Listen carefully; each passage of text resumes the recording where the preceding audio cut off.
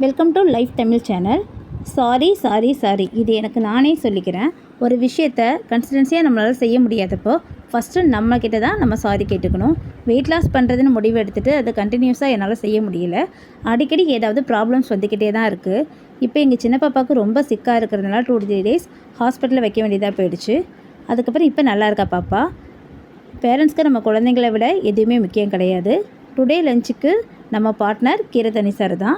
நான் கீரை தண்ணி சாரை அரிசி களைஞ்ச தண்ணியில் தான் வைப்பேன். நீங்கள் எப்படி வைப்பீங்கன்னு கமெண்ட் பண்ணுங்கள். வெயிட் லாஸ் டிப்ஸ் டே 9 வாட்டர். சில பேர் வாட்டரை டயட்டாகவே எடுக்கிறாங்க. ஆனால் அதை கண்டிப்பாக என்னால் எடுக்க முடியாது. பட் டைம் கிடைக்கும்போது இது போல் 2 லிட்டர் வாட்டரில் தண்ணியை பிடிச்சி ஃபுல்லாக ஃபில்லப் பண்ணி குடிக்கலாம்.